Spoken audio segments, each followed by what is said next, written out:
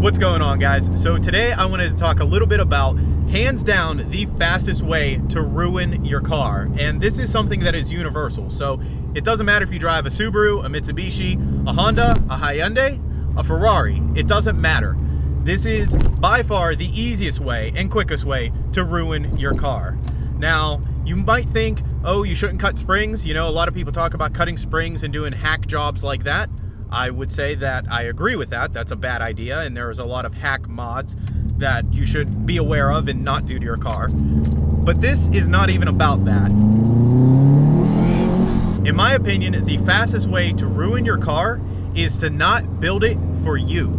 I've seen so many people, especially on the forums back in the day, that's before YouTube and Instagram was even a thing, but whether it's on the forums, YouTube, Instagram, or even at car meets, the fastest way that I see people ruining their cars is they don't build it for themselves. They build it for everybody else.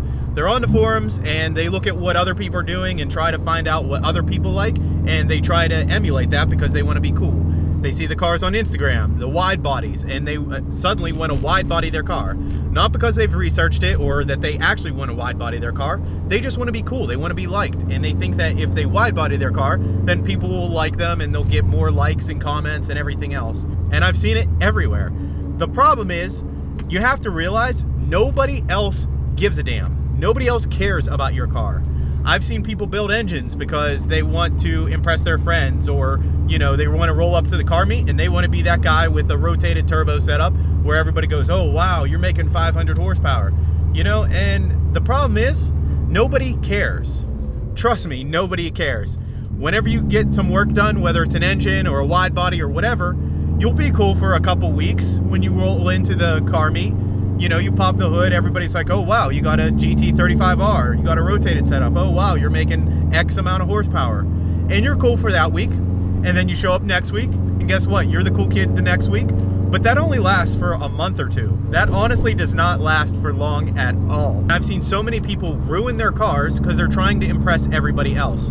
I've had this car for 8.5 years now, and I still love it. I still love it as much as the day I drove it home. And the reason for that is because I do to this car what I want. If somebody else likes what I did and they agree with it, or, you know, they like the wheels that I picked or the turbo that I am running or whatever, that's great. That's a bonus. Like, okay, cool. But at the end of the day, I love this car because everything that I've done to it is what I want. It's not what other people want. It's not what Instagram says is cool this week.